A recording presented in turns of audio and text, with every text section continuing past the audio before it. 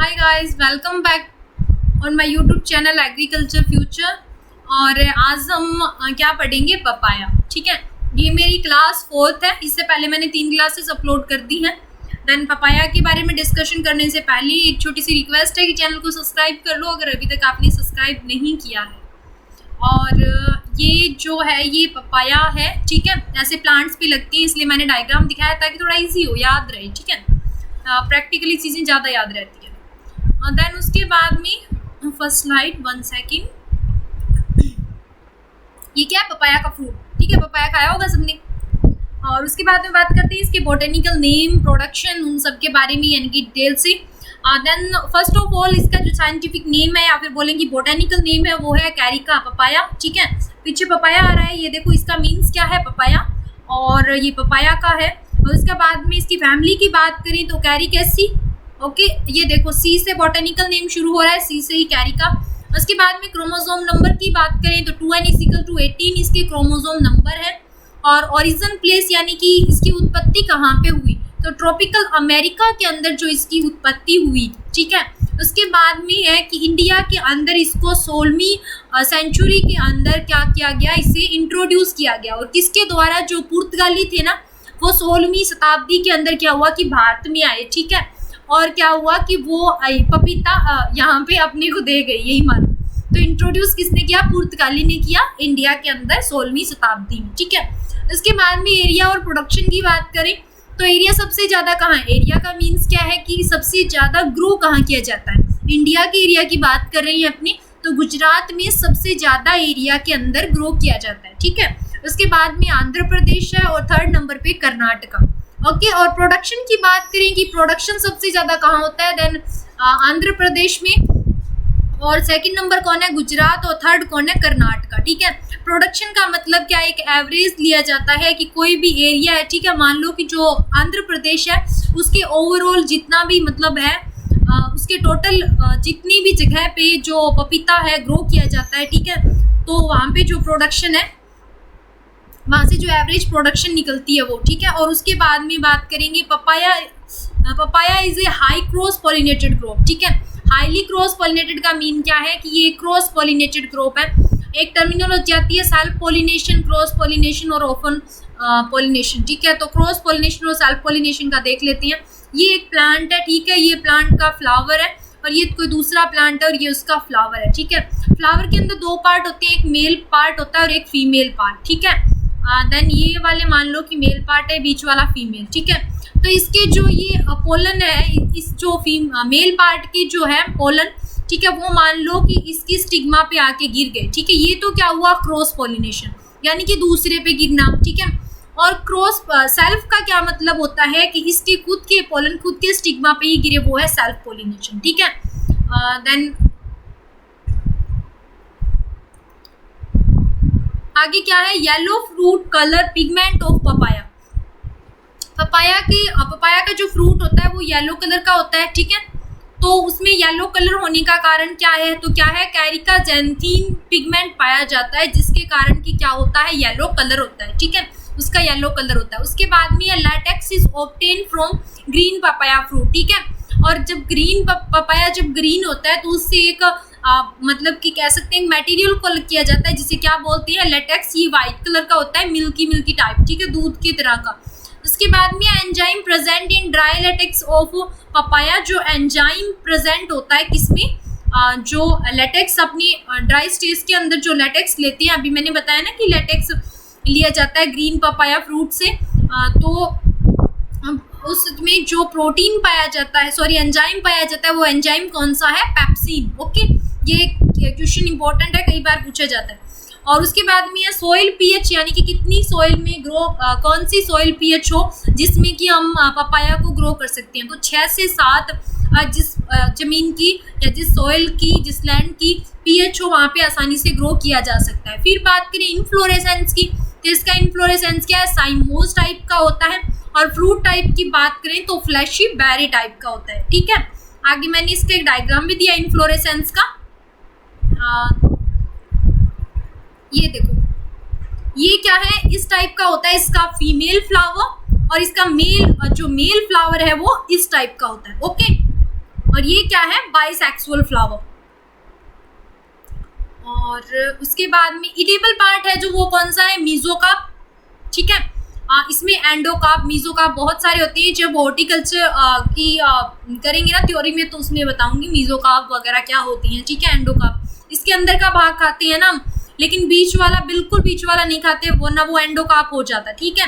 ये कौन सा है, मीजोकार्प, यानी कि मिडल वाला। ऊपर क्या रहता है, छिलका रहता है और बीच में खाने वाला भाग रहता है। और उसके अगर जस्ट सेंटर में बात करें तो वहां पे तो बीज होते हैं, वो तो खा ही नहीं सकते। ये देखो, एक बार फिर से देख लेते हैं इसका डायग्राम। ये देखो, ये वाला भाग खाते हैं ना, ये तो कोई नहीं खाता, ये बाहर वाला ये जो ग्रीन ग्रीन है। और बीच वाला ये देखो, यहाँ पे ये सीड्स आ गए, मतलब अपने कौन से खाते हैं, मिडल वाला मीजोकार्प, ठीक है। देन उसके बाद में बात करेंगे कि plant susceptible to water logging and frost, ठीक है। ये पाले के प्रति सेंसिटिव है बहुत ही ज़्यादा, मतलब सहन नहीं कर सकता, वाटर लॉगिंग भी सहन नहीं कर सकता, ज़्यादा वाटर हो गया तो भी मतलब ये खराब हो जाएगा। और ये प्लांट क्या है, डे न्यूट्रल प्लांट है, सॉरी ये 2 बार डे टाइप हो गया। फिर ये क्या है, ये जो है डे न्यूट्रल प्लांट है, और ये क्या है, एक डाइसियस टाइप के हैं, और पॉलीगैमस है, और क्रॉस पॉलिनेशन, ये मैंने आपको बता ही दिया कि ये क्रॉस पॉलिनेशन है, ठीक है।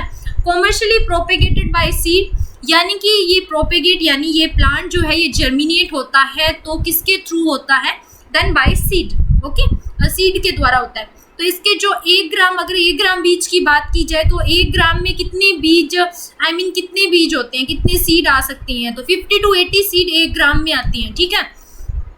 सॉइल एंड क्लाइमेट की बात करें तो ट्रॉपिकल क्लाइमेट की नीड होती है और सेंसिटिव होता है फ्रोस्ट के लिए, पाले के लिए। और dry warm climate and to increase sweetness of fruit, ठीक है। ड्राई वार्म क्लाइमेट अगर होगी तो फ्रूट की मिठास जो होगी, स्वीटनेस जो होगी वो ज़्यादा होगी, ठीक है।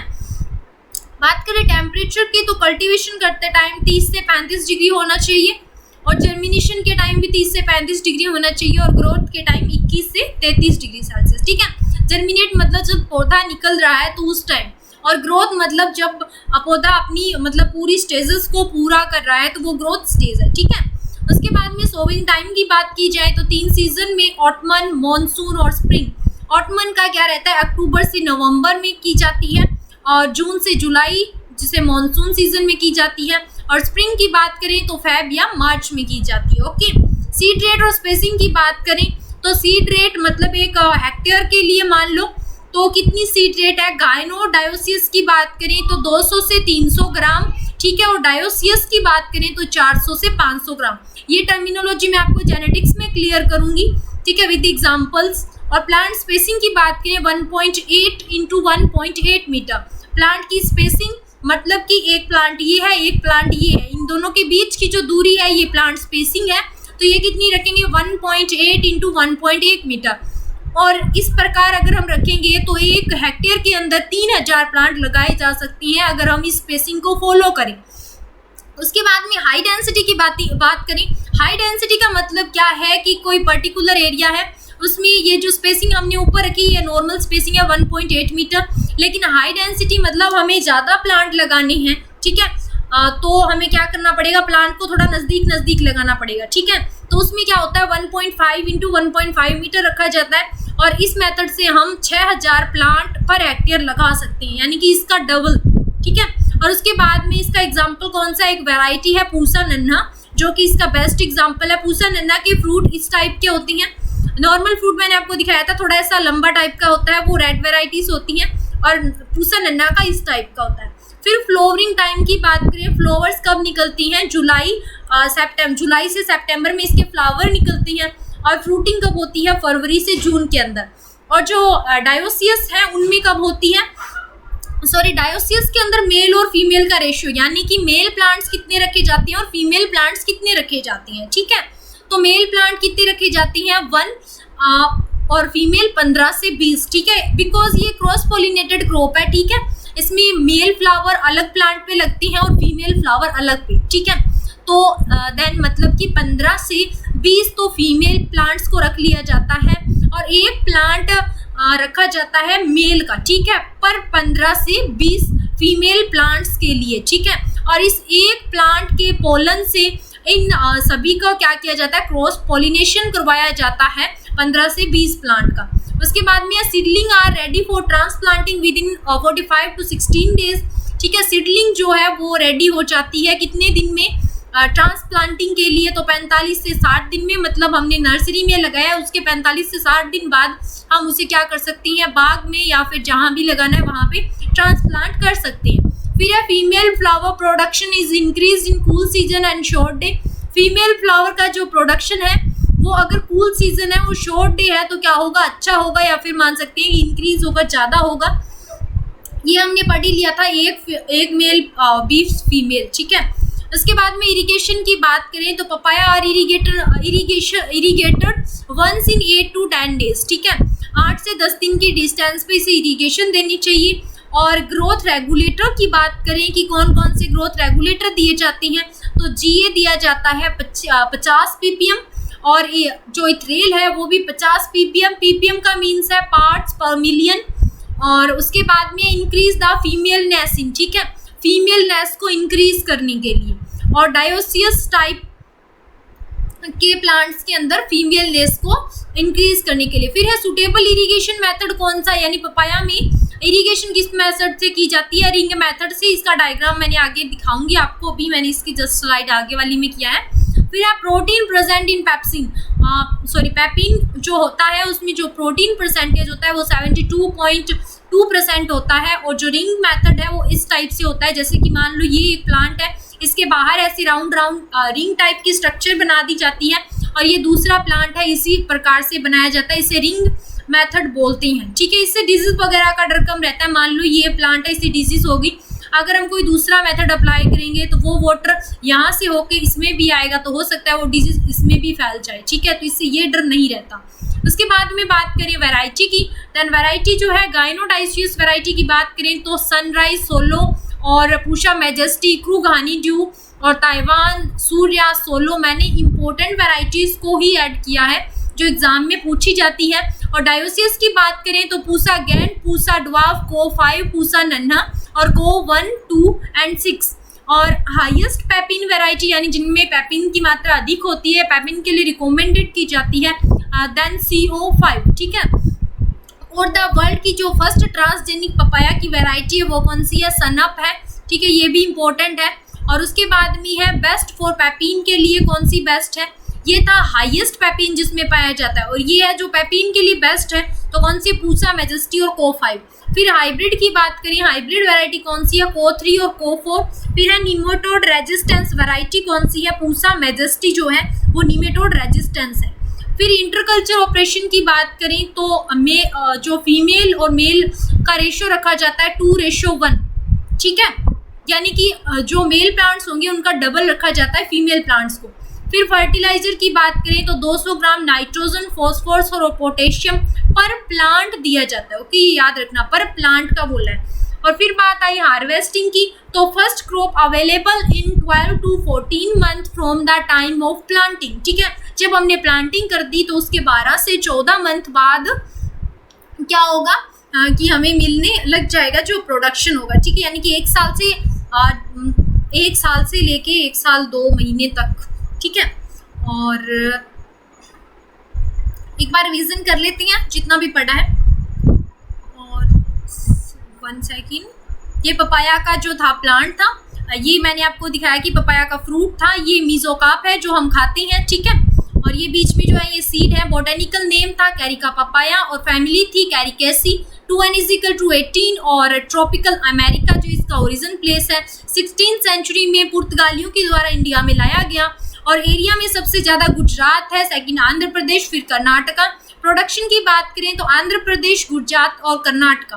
और फिर बात करें अगर papaya is high cross pollinated crop है, फिर येलो फ्रूट का जो येलो कलर होता है वो कैरिका ज़ैंथीन के कारण होता है, और लेटेक्स जो होता है वो पपाया के ग्रीन फ्रूट से अलग किया जाता है। फिर है जो एंजाइम प्रेजेंट होता है वो पेप्सिन। ठीक है, एंजाइम प्रेजेंट होता है। सोइल पीएच की बात करें तो 6 से 7, और इनफ्लोरेसेंस है उसे क्या बोलती है, साइमोज, और फ्रूट को क्या बोलती हैं, फ्लैशी बेरी। ये दोनों इंपॉर्टेंट हैं, पूछे जाते हैं। ठीक है, और ये जो था ये फ्लावर था, ये मेल फ्लावर और ये फीमेल फ्लावर। ठीक है, उसके बाद में एडिबल पार्ट मीजोकाप है, वो मैंने ऊपर बताया था डायग्राम में। ये वाटर लॉगिंग और फ्रॉस्ट को जहन नहीं कर सकता, बिल्कुल भी सेंसिटिव है बहुत ही। ये डे न्यूट्रल प्लांट है, डायोसियस है, पॉलीगैमस है और क्रॉस पॉलिनेटेड है, ठीक है। और ये सीड के द्वारा ग्रो होता है। ये देखो, ये इसके बीज हैं पपाया के, और 1 ग्राम बीज के अंदर 1 ग्राम सीड के वेट के अंदर 50 से 80 सीड मतलब रखे जा सकते हैं, मतलब इतने हल्के होते हैं। फिर ट्रॉपिकल क्लाइमेट जो है इसके लिए रिक्वायर है और सेंसिटिव है फ्रोस्ट के लिए। और अगर ड्राई वार्म क्लाइमेट हो तो फ्रूट ज़्यादा मीठे होंगे, स्वीटनेस अच्छी होगी। क्लाइमेट के लिए 30 से 35 डिग्री सेल्सियस टेम्परेचर, यानी कि कल्टीवेशन के लिए, जर्मिनेशन के लिए भी 30 से 35 और ग्रोथ के लिए 21 से 33 डिग्री सेल्सियस। सोविंग टाइम की बात करें तो 3 सीजन है, ऑटमन, मानसून और स्प्रिंग। ऑटमन में अक्टूबर से नवंबर, मानसून में जून से जुलाई और स्प्रिंग में फरवरी से मार्च। सीड रेट और स्पेसिंग की बात करें तो गाइनोडाइसियस में जो है 200 से 300 ग्राम, डायोसियस में 400 से 500 ग्राम और प्लांट डेंसिटी में 1.8 इंटू 1.8 मीटर और 3000 प्लांट पर हेक्टेयर लगाए जा सकते हैं। हाई डेंसिटी जो है प्लांटिंग जो है तो 1.5 इंटू 1.5 मीटर, इसमें 6000 प्लांट पर हेक्टेयर लगाए जा सकते हैं। और पूसा नन्हा इस वैरायटी का इसका एग्जाम्पल है, हाई डेंसिटी प्लांटिंग, ठीक है। और ये प्लांट जो है पूसा नन्हा के वो थोड़े छोटे भी होते हैं, ठीक है। और इसके बीज आप देख सकते हो, इसका जो फ्रूट है वो भी छोटा है। उसके बाद में फ्रूटिंग टाइम क्या होती है, तो फ्रूटिंग टाइम फरवरी जून होती है और फ्लावरिंग कब आती है, जुलाई से सितंबर में। और मेल और फीमेल का रेशियो क्या रहता है, 1:15 से 20। और seedling are ready for transplanting 45 से 16 डेज के बाद ट्रांसप्लांटिंग के लिए जो सीडलिंग है वो तैयार हो जाती है। Female flower production is increase in cool season and short day then 1 male and 20 female. Irrigation की बात करें, papaya are irrigated once in 8 और 10 days. Growth regulator GA 50 ppm and ethrel increase करने के लिए क्या, डायोसियस प्लांट के अंदर फीमेल नेस को इंक्रीज करने के लिए। फिर ये सुटेबल इरिगेशन मेथड कौन सा है, रिंग मेथड। और पेपिन के अंदर प्रोटीन कितना पाया जाता है, 72 से 2, और ये है रिंग मेथड। और उसके बाद में वैरायटीज़ की बात की थी हमने, जो इम्पोर्टेंट वैरायटीज़ है वो मैंने इसमें ओनली इम्पोर्टेंट वैरायटीज़ को ही इंक्लूड किया है। सॉरी। फिर इंटरकल्चर ऑपरेशन और फर्टिलाइजर है, उसके बाद में हार्वेस्टिंग है। 12 से 14 मंथ के बाद में क्या है कि हार्वेस्टिंग करेंगे तो ईल्ड मिलना शुरू हो जाएगी। और उसके बाद में थैंक्स फॉर वॉचिंग वीडियो, मिलते हैं नेक्स्ट वीडियो में, तब तक के लिए टेक केयर, बाय बाय।